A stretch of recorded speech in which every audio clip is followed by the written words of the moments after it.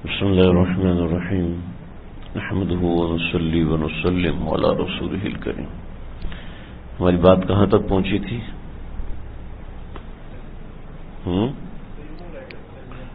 غسل، وضو، استنجا، یہ ہم نے بات کر لی تھی. مسواک کے بارے میں بتانا تھا.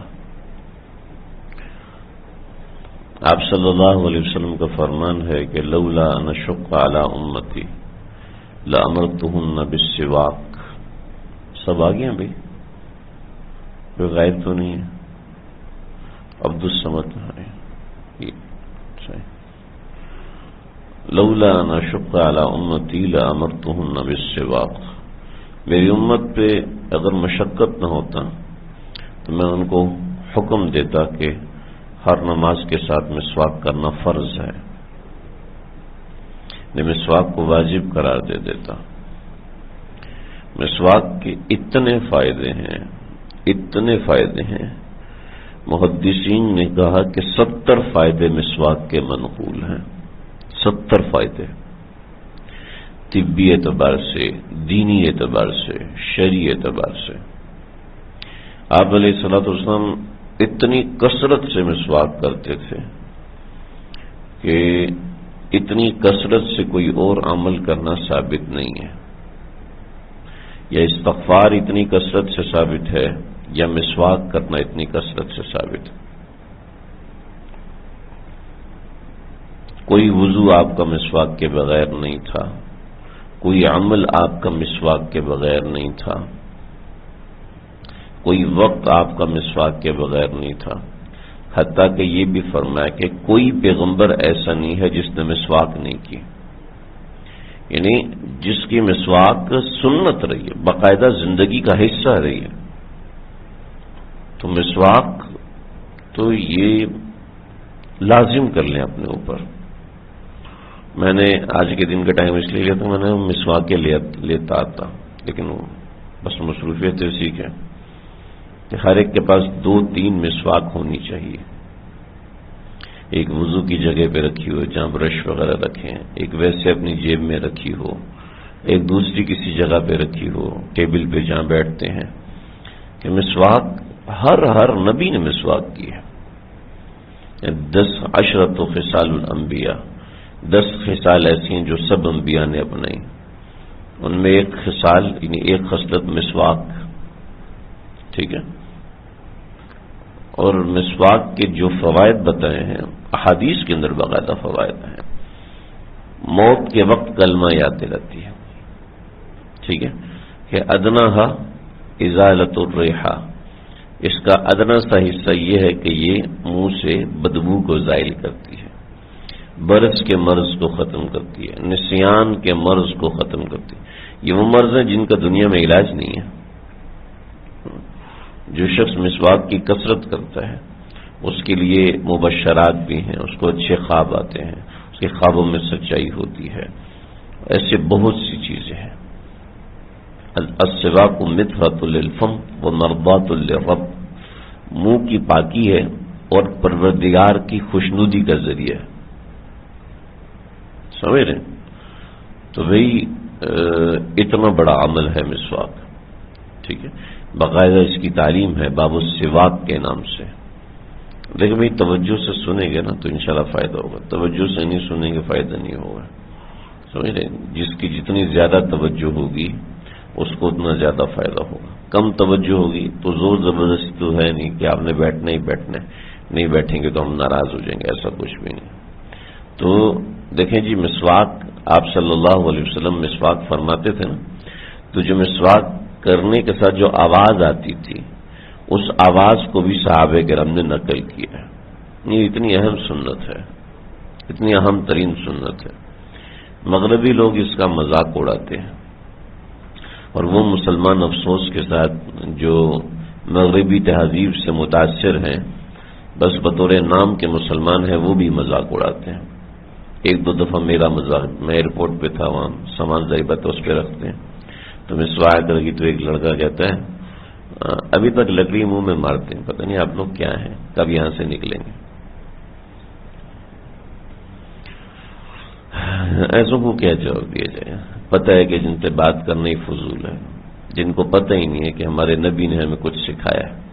کفار مذاق اڑاتے تھے نا، تمہارے پیغمبر صلی اللہ علیہ وسلم نے تمہیں کیا استنجا کرنے کا، پیشاب کرنے کا طریقہ بھی سکھایا؟ ہاں، سب ہنس رہے تھے، ہنستے ہوئے کہتے تم تو اپنے پیغمبر سے پیشاب کرنے کا طریقہ بھی سیکھو کہ جی ہاں، وہ ہمارے پیغمبر نے ہمیں سکھایا ہے، ہمیں کسی اور سے سیکھنے کی ضرورت نہیں، ہمارا دین یتیم نہیں ہے، ہمیں سکھایا کہ قبلے کی طرف منہ نہیں کرنا، قبلے کی طرف پشت نہیں کرنی۔ ہمارا دین مکمل دین ہے، ہمیں ایک ایک چیز سکھائی ہے، اگر آپ نے برش کرنا ہے تو برش کیسے کرنا ہے، وغیرہ وغیرہ۔ تو خیر مسواک بڑی ضروری ہے۔ موت کے وقت کلمہ یاد دلاتی ہے جو شخص کثرت سے مسواک کرتا ہے۔ یہ ہر ایک کی خواہش ہے نا کہ ایمان پہ خاتمہ ہو، تو مسواک کی کثرت کرے۔ اللہ ایمان پہ خاتمہ نصیب فرمائے گا، نظر کو تیز کرتی ہے، آنکھوں کی روشنائی بڑھاتی ہے، 20 چیزیں جو باقاعدہ روایات میں آئی ہیں۔ ٹھیک ہے، مسواک میں سب سے افضل مسواک زیتون کی مسواک ہے۔ ٹھیک ہے، استحباب کے اندر بلکہ مطلق مسواک سنت ہے، اب کوئی بھی مسواک کریں، لیکن سب سے افضل جو مسواک ہے وہ زیتون کی مسواک ہے۔ ٹھیک ہے، زیتون کی مسواک عام طور پہ کالی مسواک ہوتی ہے۔ ٹھیک ہے، سب سے افضل مسواک زیتون کی ہے۔ اس کے بعد جو دوسری مسواک ہے جو وائٹ آپ نے لکھی ہوئی ہے نا، یہ کون سی مسواک ہوتی ہے، مجھے نام اس کا، پیلو کی جڑ کی مسواک، یہ دوسرے نمبر کی مسواک۔ ٹھیک ہے، آپ صلی اللہ علیہ وسلم سب سے زیادہ زیتون کی مسواک پسند فرمایا کرتے تھے۔ اس کے بعد پیلو کی جڑ کی مسواک، جو آپ صلی اللہ علیہ وسلم نے اپنی زندگی میں آخری مسواک کی وہ پیلو کی جڑ کی مسواک تھی، جیسے یہ سفید مسواکیں مل رہی ہوتی ہیں، تو پیلو کی جڑ کی مسواک ہوتی ہے، یہ دوسرے نمبر پہ۔ تیسرے نمبر پر نیم کی مسواک یا کیکر کی مسواک۔ اس کے علاوہ کسی بھی درخت کی کوئی ٹہنی لے لی جائے وہ مسواک کہلاتی ہے۔ ٹھیک ہے، افضل یہ چیزیں ہیں، یعنی استحباب کے درجے میں افضل ہیں کہ جن کو آپ صلی اللہ علیہ وسلم نے پسند فرمایا۔ اس کے علاوہ کوئی بھی مسواک لے لی جائے، بھلے سے وہ لیمو کی شاخ ہو یا بیری کی شاخ ہو یا کوئی بھی ہو۔ ٹھیک ہے، مسواک کے لیے سب سے افضل یہ کہ وہ ایک بالشت ہو، یہ یہاں سے لے کے یہاں تک اس کی لمبائی ہو، یہ ابتدائی لمبائی اس کی یہ ہونی چاہیے، ابتدائی لمبائی ایک بالشت ہونی چاہیے، اس کو ایک بالشت کہتے ہیں۔ ٹھیک ہے، آدمی کے انگوٹھے اور چنگلیا کے درمیان کے فاصلے کو ایک بالشت کہتے ہیں۔ تو سب سے افضل ہے کہ مسواک اتنی ہونی چاہیے، ایک بالشت ہونی چاہیے۔ ٹھیک ہے، ابتدائی طور پر۔ پھر وہ مسواک کی آپ نے کچھ عرصے کے بعد اس مسواک کو گھڑ لیا جائے۔ ٹھیک ہے، اس کو گھڑ لیا جائے، پھر گھڑ لیا جائے، پھر چھوٹی ہو جائے، تو انگلی جتنی مسواک ہو اس سے زیادہ چھوٹی مسواک استعمال کرنا پسندیدہ نہیں ہے۔ پھر اس کو ضائع کر دیا جائے۔ ضائع کرنے کے بعد، ضائع کرنے کا سب سے افضل طریقہ ہے کہ کسی چھت وغیرہ میں ڈال دی جائے، کوڑے میں نہ ڈالی جائے، یعنی سب سے افضل طریقہ کہ مٹی میں دبا دی جائے، جیسے انسان کو دفن کیا جاتا ہے ایسے مٹی میں دبا دی جائے، یہ سب سے افضل ہے۔ اور اگر یہ موقع نہ ملے تو کسی چھت وغیرہ پہ ڈال دی جائے جہاں پر دوسرا کچرا نہ ہو۔ لیکن اگر اس کے علاوہ بھی کوئی موقع نہیں ہے، عام طور پر یہ دو چیزیں مل ہی جاتی ہیں کوئی ایسا نہیں، تو عام کچرے میں نہ ڈالی جائے، الگ سے کہیں رکھ دی جائے۔ اگر وہ بھی موقع نہیں بن رہا تو شاپر میں لپیٹ کے کچرے کے ساتھ رکھی جائے، براہ راست کچرے میں نہ ڈالا جائے کہ یہ مسواک کی ادب کے خلاف ہے۔ سمجھ لیں جی، یہاں تک بات سمجھ میں آ گئی آپ لوگوں کو؟ تھوڑا سا آگے بڑھتے ہیں۔ مسواک کرنے کا جو طریقہ ہے وہ مسواک کا طریقہ یہ ہے، مسواک کا جو طریقہ ہے وہ یہ ہے کہ مسواک کو ایسے پکڑا جائے، 3 انگلیاں اوپر، درمیان کی 3 انگلیاں اوپر، اور انگوٹھا سے یوں پکڑ لیجئے مسواک، اور یہ چنگلیا جو ہے اس کے اندر مسواک آنی چاہیے۔ تو اس طریقے سے مسواک پکڑ لی جائے۔ ٹھیک ہے جی، مسواک پکڑنے کا سنت طریقہ یہ ہے۔ ٹھیک ہے، پکڑنے کا طریقہ سمجھ میں آ گیا؟ اس کے بعد مسواک کو دھو لیا جائے، پہلے کرنے سے پہلے دھو لیا جائے تو یہ پسندیدہ ہے۔ ٹھیک ہے، اس کے بعد مسواک کرنی ہے تو پہلے دائیں دانتوں پر کس طرح کرنی ہے؟ سیدھا سیدھا، اس کو ہماری زبان میں کہتے ہیں عارضن، سیدھا سیدھا مسواک کی جائے، پھر بائیں دانتوں پر، ٹھیک ہے، اور پھر سامنے کے دانتوں پر، یوں اوپر نیچے کر کے مسواک کرنا یہ مسنون نہیں ہے، ٹھیک ہے، اوپر نیچے کر کے، نہ ہی ایسے برش کرنا مسنون ہے، ٹھیک ہے۔ یہ جو اشتہاروں وغیرہ میں برش کرنے کا طریقہ سکھا رہے ہوتے ہیں یوں یوں کر کے، تو یہ مسنون نہیں ہے۔ آپ اگر دانتوں کے ڈاکٹر کے پاس جاتے ہیں تو وہ بھی آپ سے یہی کہتا ہے کہ برش کو گھما کے کرو، گھما کے کرو، یوں اوپر نیچے کرنے کا وہ ڈاکٹر حضرات بھی نہیں کہتے، اس سے داڑھیں کمزور ہوتی ہیں۔ وہ کہتے ہیں برش کو گھما کے کرو، نظر تو یہ تھا نا دانت سیدھے سیدھے ہیں تو اس کے اندر سے صفائی یہ کرے گا، تو وہ کہتے ہیں اگر اس طریقے سے کریں تو داڑھیں کمزور ہوتی ہیں۔ مجھے خود ایک ڈاکٹر نے بتایا، زیادہ تو ڈاکٹر کے پاس جانا نہیں ہوا، اللہ بچا کے رکھے، میں تو اللہ سے پناہ مانگتا ہوں روزانہ، اللہ جی ڈاکٹر کی روزی، پولیس والے کی روزی، ٹھیک ہے، اور مکینک کی روزی یہ میری جیب میں نہیں ڈالنا اس لیے کہ ڈاکٹر جو ہے وہ اپنی روزی آپ سے لے گا لیکن ذلیل کر کے لے گا آپ کو گھنٹوں بٹھائے گا، خوار کرے گا۔ پھر پولیس والے، عدالتوں والے، ان کی روزی آپ کی جیب میں آ گئی تو یہ لیں گے تو صحیح لیکن ذلیل کر کے لیں گے، ٹھیک ہے۔ اور تیسرا مکینک، مستری، یہ آپ سے روزی لیں گے لیکن آپ کو خوار کریں گے، تنگ کر کے روزی لیں گے۔ تو اللہ سے دعا کرتے رہنا چاہیے، یہ میری دعا ہے کہ بس اللہ ان تین لوگوں سے بچائے، ٹھیک۔ باقی ظاہر بات ہے ڈاکٹر بھی باعزت پیش ہے، عدالتی کام، اور یہ پولیس والے باعزت پیش ہے، مکینک، مستری، مزدور باعزت پیش ہے، لیکن جب کام پڑ جاتا ہے انسان خوار ہو جاتا ہے، ذلیل ہو جاتا ہے۔ آپ کی گاڑی راستے میں خراب ہوگی، اب مکینک کی ضرورت ہے، اب آپ خوار ہو گے، کبھی ٹرک منگواؤ گے یا پریشان ہو جائیں گے، زندگی ساری معاف ہو جائے گی۔ تو اللہ حفاظت فرمائے جی، ہر مسلمان کی حفاظت فرمائے۔ تو دیکھو جی یہ مجھے تو زیادہ پالا نہیں پڑا ڈاکٹروں سے، لیکن دانت اس طریقے سے مسواک کے ذریعے سے، ٹھیک ہے جی۔ پھر دانتوں کی اندرونی طرف بھی مسواک کی جانی چاہیے، اندرونی طرف بھی یہی طریقہ ہے کہ دائیں دانت پہلے، بائیں دانت اس کے بعد، درمیان کے دانت تیسرے نمبر پر، ٹھیک ہے۔ یہ دو حصے ہو گئے دانتوں کے۔ تیسرا حصہ زبان پر مسواک کی جانی چاہیے، آپ صلی اللہ علیہ وسلم سے ثابت ہے زبان پر مسواک، آپ صلی اللہ علیہ وسلم یوں کیا کرتے تھے، سیدھا سیدھا۔ اب یوں جیسے دانتوں پہ کرتے ہیں اس طریقے سے زبان پہ مسواک نہیں کرنی، بلکہ سیدھا سیدھا مسواک کیا کرتے تھے، ٹھیک ہے جی۔ تین حصے ہو گئے۔ چوتھا حصہ تالو پر مسواک کرنا، تالو پر بھی لمبے طریقے سے مسواک کو رگڑا جائے گا، سمجھ رہے ہیں جی۔ تو یہ مسواک کرنے کا مسنون طریقہ ہے۔ الگ سے اس کو اس لیے بیان کیا کہ بڑی اہم چیز ہے، ہماری اس میں غفلت ہے، بڑی غفلت پائی جاتی ہے۔ پہلے ہم دیکھتے تھے ہر مسجد کے باہر نا ایک پورا وہ گچھا رکھا ہوتا تھا مسواکوں کا، جو جس کا جی چاہے اس میں سے مسواک لے لے۔ پہلے خیر لوگ اس طریقے سے کرتے تھے، مسجد کے باہر مسواک رکھ دیتے، مسجد کے اندر مسواک رکھتے تھے، کوئی بھی اس میں سے مسواک لے کے استعمال کرتا تھا۔ اور پہلے ہم نے دیکھا تھا ہمارے بڑے بوڑھے تو مسواک ویسے ہی، یعنی کوئی مہمان گھر میں آتا تھا نا، کہتے ہیں جلدی سے مسواک لا کے دو، تو وہ جناب نیم پہ چھوڑو، کیکر پہ چھوڑو، کاٹ کے اس میں سے مسواک بنا کے دیتے تھے۔ تو ایسا کثرت سے دیکھنے کو ہوتا تھا، لیکن ابھی تو مسواک کا کاروبار بھی چل گیا، لیکن اس کے باوجود بھی لوگ مسواک بڑی کوتاہی کرتے ہیں، ٹھیک ہے جی۔ مسواک کب کب کی جائے گی؟ صبح اٹھتے ہی سب سے پہلا کام ہے مسواک کرنا، دوپہر کو سو کر اٹھے سب سے پہلا کام مسواک کرنا ہے، سمجھ رہے؟ سب سے پہلا کام مسواک کرنا، اس لیے بہتر ہے کہ مسواک کو دھو کے اپنے پاس رکھیں، صاف ستھری مسواک رکھیں کہ اس کے بعد جراثیم وغیرہ نہ لگے ہوں، کہ ہر وقت وہ استعمال ہو سکے۔ وضو سے پہلے مسواک کرنا چاہیے، ہر نماز سے پہلے مسواک کرنا چاہیے، یہ مسنون ہے۔ رات سونے سے پہلے بھی مسواک کرنا مسنون ہے، ٹھیک ہے۔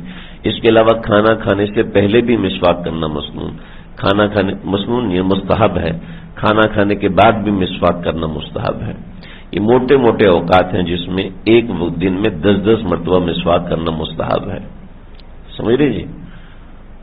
سمجھ رہے جی؟ تو یہ اتنی اہم سنت ہے، اتنا اہم عمل ہے کہ جس کے اندر ہمارے اندر بہت زیادہ کوتاہی ہو رہی۔ مسواک بمقابلہ ٹوتھ پیسٹ، ٹوتھ برش، لوگوں نے بلا وجہ مقابلے میں کھڑا کر لیا مسواک کو۔ پچھلے دنوں ایک صاحب کا میسج آیا، کہنے لگا جی میں نے برش کرنا چھوڑ دیا ہے اس لیے کہ مسواک پہ یقین کمزور ہو رہا تھا۔ میں نے کہا مسواک یقین کی چیز ہی نہیں، مسواک عقیدے کی چیز نہیں ہے، مسواک سنت عمل ہے، عقیدہ اور ہوتا ہے، سنت عمل اور ہوتا ہے۔ لہذا اگر آپ کو یقین ہے کہ مسواک سے میرے دانت صاف نہیں ہوتے تو کوئی بات نہیں، لیکن پھر بھی ہم نے مسواک کرنی ہے، سمجھ رہے ہیں؟ مسواک تو پھر بھی ہم نے کرنی ہے۔ اور مروجہ زمانے میں غذائیں اتنی باریک ہیں، آپ صلی اللہ علیہ وسلم کے زمانے میں آٹا جو بہت ہی امیر ہوتا تھا تو وہ جو کا چھنا ہوا آٹا استعمال کر لیتا تھا۔ آج تو ہم گندم کا چھنا ہوا آٹا استعمال کرتے ہیں۔ جو اتنا موٹا، جو امیر، جو عام لوگ ہوتے تھے وہ بغیر چھنا ہوا جو استعمال کیا کرتے تھے، ٹھیک ہے، بغیر چھنا ہوا جو استعمال کرتے تھے۔ آج تھوڑی بغیر چھنے ہوئے آٹے کی روٹی پک جائے نا تو آپ میں سے تو کوئی کھا ہی نہیں سکے گا۔ آپ شاید کھا لیں، آپ شاید کھا لیں، لیکن اس کے علاوہ کوئی کھائے گا نہیں۔ روٹی کیا ہے، اتنی موٹی روٹی چبائی نہیں جا رہی، سمجھ رہے؟ پہلے زمانے میں شیخ عبد القادر جیلانی رحمۃ اللہ علیہ کی خانقاہ میں گندم کی روٹی پکا کرتی تھی، تو سیرت میں پڑھا کہ آپ صلی اللہ علیہ وسلم جو کا آٹا استعمال فرماتے تھے زندگی بھر، تو پریشان ہوئے اور کہا کہ سب لوگ جناب کل سے ہمارے ہاں جو کی روٹی بنے گی۔ تو جو کی روٹی بنوائی، اگلے دن فجر کے بعد ذکر کے لیے بیٹھے تو کوئی بندہ ہی نہیں ہے۔ اب کیا ہوا؟ کہاں ہے سالکین؟ 1200-1300 سالکین ہیں، 1600 سالکین ہیں، کہاں ہے؟ کہ سب کے پیٹ خراب ہے، کسی کے پیٹ میں درد ہے، کسی کو موشن ہو گئے، کسی کو۔ تو توبہ کی، استغفر اللہ استغفر اللہ استغفر اللہ۔ میں نے آپ کے ایک عمل کو سنت سمجھ پہ لاگو کرنے کی کوشش کی، حالانکہ یہ وہ زمانہ نہیں ہے کہ ہم اس عادت کو سنت کے طور پہ اختیار کریں۔ کہ آپ صلی اللہ علیہ وسلم کی ایک عادت تھی کہ جو استعمال کرتے تھے، کہ علاقے میں بھی جو استعمال ہوتا تھا، ٹھیک ہے۔ بعض سنن عادیہ ہے، ٹھیک ہے، وہ سنن عادیہ جو ہے وہ لازم نہیں ہے امت کے اوپر۔ جیسے آپ علیہ السلام نے قمیض کبھی نہیں پہنی، یا بعض روایت کے مطابق 2 مرتبہ قمیض پہنی۔ اس کے علاوہ صلی اللہ علیہ وسلم صرف اوپر چادر باندھا کرتے تھے، کہ اس زمانے میں قمیض تھی نہیں، قمیض کا رواج ہی نہیں تھا، ٹھیک ہے۔ آج کے زمانے میں کون رہے گا قمیض کے بغیر؟ رہ کے دکھائے، اور لازم بھی نہیں، کیونکہ اس زمانے میں طریقہ کار تھا، ترا تھا کہ لوگ جو تھے وہ قمیض پہنتے ہی نہیں تھے، چادریں اوڑا کرتے تھے، جیسے ہم احرام میں چادریں اوڑھتے ہیں۔ اور پھر آہستہ آہستہ قمیض کا رواج ہوا تو آپ نے اس کو پسند بھی فرمایا، اس کو ستر کا حصہ بھی ارشاد فرمایا۔ تو دیکھیں جی، قمیض جو ہے یہ اس طرح کا معاملہ، تو ایسی جو آپ صلی اللہ علیہ وسلم پسند فرماتے تھے، تو وہ جو کھانا ہوتا ہے وہ دانتوں میں پھنستا ہی نہیں تھا، ٹھیک ہے۔ پھر اس کے بعد جو سالن ہوتا تھا وہ سالن اس طرح کا ہوتا ہی نہیں تھا جیسے آج کے زمانے کا سالن، بھونا ہوا سالن ہوتا تھا۔ سبزی ہوتی تھی وہ بھی بھنی ہوئی ہوتی تھی، کیونکہ گھی تو میسر نہیں تھا نا، وہ گھی ہوتا تو جانور کی چربی ہوتی تھی، بس اسی کو گھی کے طور پہ استعمال کیا جاتا تھا، تو ایسے مسالے دار کھانا نہیں بنتا تھا۔ حضرت انس نے فرمایا کہ تم کیا سمجھتے ہو آپ صلی اللہ علیہ وسلم کے زمانے میں ہماری خوراک کیسی تھی؟ کہ کیسی خوراک تھی؟ فرمایا کہ ہم پخانا نہیں کرتے تھے، ہم مینگنیاں کرتے تھے، سمجھ رہے؟ ابو داؤد کی روایت ہے، ہم پخانا کرتے ہی نہیں تھے، ہماری مینگنیاں ہوتی تھی۔ یہ پخانا تو جب سے کھانے باریک ہوئے تو اس وقت سے شروع ہوا، ورنہ اس سے پہلے انسان ایسا پخانا نہیں کرتے تھے، لہذا ڈھیلے سے استنجا کرنے سے صفائی ہو جاتی تھی۔ اور آج کے زمانے میں تو لوٹوں پہ لوٹا ڈالنا پڑے گا نا، کیونکہ خوراکیں باریک ہیں، ہمارے معدے اتنے مضبوط نہیں ہیں کہ ہم وہ پتے کھا جاتے تھے اور پتوں کو ہضم کر جاتے تھے۔ تو حضرت انس فرماتے ہیں، یہ حضرت انس کی روایت ابو داؤد شریف، ترمذی میں، مسند احمد میں بھی ہے، اور بھی کئی کتابوں میں ہے۔ تو سمجھے میری بات کو کہ یہ نہیں، اس زمانے میں خوراکیں ایسی ہوتی تھی کہ جو مسواک کرنے سے ختم ہو جاتی تھی۔ گوشت آپ صلی اللہ علیہ وسلم استعمال فرماتے تھے، بھنا ہوا گوشت ہوتا تھا، سالن والا گوشت بہت کم استعمال فرماتے تھے. جب گوشت بنتا تھا تو اس کے اندر جو سب سے زیادہ مرغوب اور پسندیدہ تھا کہ گوشت میں پانی بڑھا دو. ٹھیک. پیاز تو آپ صلی اللہ علیہ وسلم کبھی کھاتے نہیں تھے، پسند نہیں فرماتے تھے، حالانکہ پیاز ہوتا تھا تو آپ کے کھانے میں پیاز استعمال نہیں ہوتی تھی. البتہ صحابہ کرام پیاز استعمال فرماتے تو اس لیے جائز ہے. تو آپ اس میں شوربہ بنواتے، اور جو گوشت کا اثر اس شوربے میں آتا تو اس میں روٹی بھگو دیتے. یہ سب سے نرم غذا تھی بس. اس کے علاوہ اور غذائیں آپ صلی اللہ علیہ وسلم نے عام عادت کے طور پہ استعمال نہیں فرمائی. ہاں، حضرت علی کے نکاح کے اوپر، ولیمے کے اوپر آپ صلی اللہ علیہ وسلم نے ایک ڈش تیار کروائی جس میں آپ صلی اللہ علیہ وسلم نے زبیب یعنی کشمش ڈالے اور کھجوریں ڈالیں اور ایک خاص قسم کا حریرہ ٹائپ حلوہ تیار کروایا. تو لیکن عادتاً آپ کی خوراک یہ ہوتی تھی، تو لہذا اس کے لیے مسواک کافی تھی. لیکن آج کے زمانے میں وہ اتنی خوراکیں ایسی نہیں رہیں، لہذا برش کرنا چاہیے. ٹھیک، صفائی ستھرائی کے لیے ضروری ہے، ورنہ منہ کے اندر گندگی رہ جاتی ہے، یہ مناسب نہیں. اور برش کا اور مسواک کا کوئی مقابلہ نہیں ہے. برش کرنے سے دانت صاف کرنے کی سنت ادا ہو جائے گی، لیکن مسواک کی سنت ادا نہیں ہوگی. مسواک کی سنت اپنی جگہ پر. ٹھیک ہے جی، سمجھ گئے؟ یہ تو ہماری ہوگی مسواک. ٹھیک ہے. اس کے بعد دوسرا عمل ہمارا ہے تیمم. تیمم کا میں نے اوقات وغیرہ بتا دیے تھے. تیمم کب کب کیا جائے گا؟ جب آپ شدید بیماری میں ہیں، اللہ آپ کو عافیت سے رکھے، ہم سب کو عافیت سے رکھے. پانی استعمال کرنا ممکن نہیں ہے، یا پانی استعمال کرے گا تو شدید نقصان ہوگا. تو اس وقت جو ہے تیمم کر سکتے ہیں. تیمم ہوتا ہے جنس الارض سے. جنس الارض کیا ہوتی ہے؟ مٹی، یعنی وہ چیز جو کہ زمین کے جنس میں سے ہے. جیسے مٹی زمین کے جنس میں سے، پتھر یہ زمین کے جنس میں سے، سنگ مرمر یہ زمین کے جنس میں سے. یہ جو ٹائلیں بن رہی ہوتی ہیں، ہمارے واش روم میں ٹائل لگی ہوتی ہیں، یہ کس سے بنتی ہیں؟ یہ زمین کے جنس سے نہیں بنتی. ٹھیک ہے. یہ چونا، کلی اور پلاسٹر آف پیرس، ان سب چیزوں کو ملا کے ٹائلز تیار کی جاتی ہیں. ٹھیک ہے. سیمنٹ وغیرہ یہ ان سے تیار. اب یہ جیسے دیوار ہے، ٹھیک ہے، یہ دیوار بلاک سے بنی ہے. ٹھیک ہے. بلاک کے اندر جو غالب حصہ ہے وہ ریت کا ہے اور سیمنٹ کا ہے. ریت اور سیمنٹ. سیمنٹ جنس الارض میں سے نہیں ہے. صحیح ہے. باقاعدہ تیار کیا جاتا ہے. یا عام حالات میں جنس الارض میں سے نہیں، جیسے برونائی، وہاں زمین میں سے سیمنٹ نکلتا ہے، لیکن وہ زمین کے جنس میں سے نہیں. اس سے کبھی کبھی زمین سے لوہا بھی نکل آتا ہے، تو وہ زمین کے جنس میں سے اصلاً نہیں ہے. ٹھیک ہے. لہذا پتھر جیسے سنگ مرمر ہے اور کوئی دوسرا پتھر جو زمین سے نکلا ہے، اور یا مٹی، ان سب سے تیمم ہو سکتا ہے.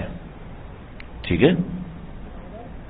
ماربل یہ بھی پتھر ہے نا، سنگ مرمر جو ہوتا ہے، جیسے یہ لگا ہوا ہے، یہ ماربل ہے. ٹھیک ہے. ان سے تیمم ہو سکتا ہے. ٹھیک ہے. کینٹ میں ہمارے ایک جاننے والے تھے، شدید بیمار تھے، تو میں ہمارے ایک ساتھی ان کے ساتھ پوچھا تو کہنے لگا یار ایک تو ویسے بھی ہمارے تیمم کرے گا تو اور گڑبڑ ہو جائے گی. میں نے کہا کیوں؟ کہتے یار وہ مٹی سے لگائے گا، منہ پہ پھیرے گا تو یہ کرے گا، یہ کرے گا، تو کیا کریں آپ؟ اس کو تیمم کرانے کی ہمت نہیں ہے، نمازیں چھوڑ رہا ہے. تو میں نے کہا آپ کو کس نے کہا مٹی سے ہی ہوتا ہے؟ تو مٹی سے ہی ہوتا ہے نا تیمم. میں نے کہا ماشاءاللہ آپ کی عمر 50-55 سال ہوگی، آپ کو پتہ ہی نہیں کہ صرف مٹی سے تیمم نہیں ہوتا، جنس الارض سے تیمم ہوتا ہے. ٹھیک ہے. یعنی زمین کی جو بھی جنس ہے، یعنی پتھر ہے، پتھر سے بھی تیمم. نے کہا آپ ان کے پاس ایک ماربل لے جائیں اور وہ ماربل اپنے پاس رکھ لیں. ہمارے حضرت والا حضرت مولانا شاہ حکیم محمد اختر صاحب رحمۃ اللہ علیہ، ان کو جب ڈاکٹر نے پانی وغیرہ استعمال کرنے کو منع کیا تھا تو ان کے پاس باقاعدہ ماربل کا ایک ٹکڑا رکھا ہوتا تھا کہ جس سے وہ تیمم کرتے تھے. ہمارے حضرت کا فیروز محمد صاحب کا ایک تو آپریشن ہوا، گردے کا آپریشن تھا، پانی استعمال کرنا منع تھا، جسم پہ لگانا وغیرہ. تو وہاں بھی ہم خاص طور پہ ایک ماربل ساتھ رکھی تھی، تو اس ماربل سے ہم تیمم کیا کرتے تھے. حضرت کو تیمم کروایا کرتے تھے. تیمم جو ہے وہ اس طریقے سے ماربل سے جنس الارض میں جو پتھر ہے اس سے ہو سکتا ہے. خاص طور پہ بڑے بوڑھے جب بیمار ہوتے ہیں وضو نہیں کر پاتے تو یہ مسئلہ بڑا اہم ہے یاد رکھنے کا. ٹھیک ہے. تیمم میں 2 فرض ہوتے ہیں. کتنے فرض ہیں جی؟ 2 فرض ہیں. ایک فرض ہے نیت کرنا، نیت کرنا کہ اس مسح سے میں پاک ہو جاؤں گا، اور دوسرا ہے مسح کرنا. ٹھیک ہے. بس 2 فرض ہیں. ٹھیک ہے. مسح کیسے کیا جائے گا؟ مسح ایسے کیا جائے گا کہ آپ نے ماربل پہ ہاتھ مارا. ٹھیک ہے. یہ ماربل پہ ہاتھ مارا، دونوں ہاتھ. ٹھیک ہے. ماربل پہ ہاتھ میں، یہ ماربل نہیں ہے، اس دیوار سے اس کے اوپر پینٹ لگا ہوا ہے، اس سے تیمم نہیں کر سکتے. سمجھ رہے؟ اس سے تیمم نہیں ہو سکتا. کسی جگہ پر مٹی ایسی ہے کہ اس پہ انگلی پھیرتے ہیں تو انگلی کا نشان پورا بن جاتا ہے، تو یہ مٹی کی تہ جمی ہوئی ہے، اس کا مطلب ہے اس سے تیمم ہو سکتا ہے. گاڑی کے شیشے کے اوپر اتنی مٹی لگی ہے تو اس سے ہاتھ مارنے سے تیمم ہو جائے گا. ٹھیک ہے جی. امام احمد بن حنبل رحمۃ اللہ علیہ جب قید کیے گئے کوڑے مارنے کے بعد، جب قید خانے میں گئے تو ٹٹولا تو دائیں بائیں ایک پتھر نظر آیا، گھڑا نظر آیا، تو گھڑے سے تو پوچھا وہاں پر ایک صاحب سے، امام شافعی سے تیمم کرتے تھے کہ نہیں کرتے تھے؟ خالی گھڑا رکھا تھا. وہ پکی ہوئی مٹی نا، پکی ہوئی مٹی وہ جنس الارض میں سے نہیں رہتی جیسے اینٹ ہے. تو خیر مجھے اس وقت مسئلہ ذہن میں نہیں. تو پھر وہاں پہ ایک پتھر تھا، اس سے تیمم کیا اور تیمم کرنے کے بعد نماز پڑھی. تو امام احمد بن حنبل، تو ایک ہے نیت کرنا. ٹھیک ہے. نیت کرنا ہے پاکی کی کہ میں اس سے پاک ہو جاؤں گا. نیت ضروری ہے. وضو میں اگر نیت نہیں کی تب بھی وضو ہو جاتا ہے، لیکن تیمم میں نیت کرنا فرض ہے. ٹھیک. تو سب سے پہلے آپ جس کو تیمم کروا رہے ہیں یا خود کر رہے ہیں اس سے کہیں جی نیت کریں پاک ہونے کی. ٹھیک ہے. اور اس کے بعد دوسرا ہے کہ مسح کرنا. ہاتھ مارا اس کو، اگر مٹی کو ہاتھ مارا ہے تو مٹی ہاتھوں پہ لگے تو ہاتھوں کو جھاڑ لینا چاہیے تاکہ مٹی جھڑ جائے. اور اس کے بعد پورے ہاتھ کو چہرے پہ پھیر لینا چاہیے. 1 مرتبہ کافی ہے، 1 مرتبہ. ٹھیک ہے. اس میں جو جگہ باقی ہو اس جگہ پہ ہاتھ پھیر لیا جائے تاکہ کوئی جگہ باقی نہ رہے. ٹھیک. سارے چہرے کے اوپر ہاتھ پھیر جانا چاہیے. جو وضو کے اندر دھویا جاتا ہے اس سارے چہرے کے اوپر ہاتھ پھیر لینا چاہیے. مرد کی داڑھی ہے، داڑھی کے اوپر ہاتھ پھیر لے. عورت کی داڑھی نہیں ہے تو اس کے اوپر ہاتھ پھیر لے بس. ٹھیک ہے جی. یہ تیمم کا مسح کا پہلا حصہ. مسح کا دوسرا حصہ کہ ہاتھوں پہ مسح کرنا. ہاتھوں پہ مسح کرنا ہے، پورے ہاتھ کا مسح کوہنی تک جائے گا. ٹھیک ہے. ہاتھ جو ہے وہ کوہنی تک جائے گا. تو ہاتھ یہاں سے پہلے ہم دائیں ہاتھ کو دھوتے ہیں. ٹھیک ہے. تو تیمم میں بھی دائیں ہاتھ کو دھوئیں گے، مسح کریں گے. مسح کرنے کے بعد اس ہاتھ کو اس کے اوپر رکھا اور یہ پورے ہاتھ کو کور کرتے ہوئے یہاں تک لے کے آئے. ٹھیک ہے.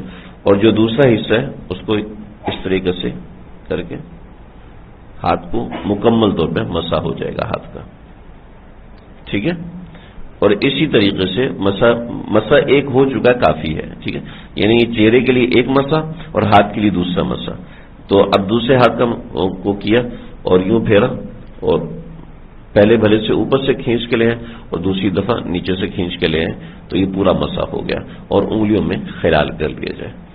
ٹھیک. تو یوں تیمم ہو جاتا ہے. سمجھے؟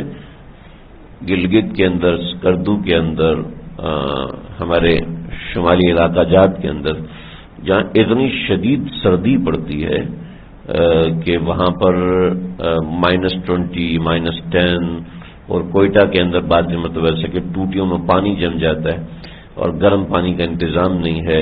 تو اس صورت میں بھی جب پتہ ہے کہ اگر وضو کیا یا غسل کیا، غسل واجب ہے، وضو کیا یا غسل کیا تو انتقال ہو جائے گا، بازو شل ہو سکتا ہے، جسم شل ہو سکتا ہے، تو پھر وہاں پر انسان تیمم کر سکتا ہے. لیکن عام طور پہ جو لوگ ان علاقوں میں رہتے ہیں وہ سخت جان ہوتے ہیں، ان کے لیے یہ سردی کو مسئلہ نہیں ہوتی. ان کے لیے کوئی نہیں، یہ سردی کو اتنا مسئلہ ہوتی نہیں ہے، وہ سروائیو کر جاتے ہیں. لیکن کوئی یہاں سے گیا ہوا ہے، اس کے لیے اس طرح کا پرابلم ہے تو یہ کر سکتا ہے. ٹھیک ہے جی. بس آج اتنا ہی رکھیں گے. مجھے تھوڑا سا کام ہے، جانا ہے، تو ہم نے مسواک اور جو ہے تیمم ان دونوں کا طریقہ سمجھا. انشاءاللہ بقیہ چیزیں آگے، نماز کا طریقہ، نماز میں ملنے کا طریقہ، مسبوق کا طریقہ، نماز کا سنت طریقہ کیا ہے، پیچھے رہ گئے 2 رکعت پیچھے رہ گئے، 3 رکعت پیچھے رہ گئے، تو انشاءاللہ وہ ہم بعد میں سمجھیں گے. اللہ سمجھنے کی توفیق عطا فرمائے. کوئی سوال تو نہیں ہے کسی کے ذہن میں؟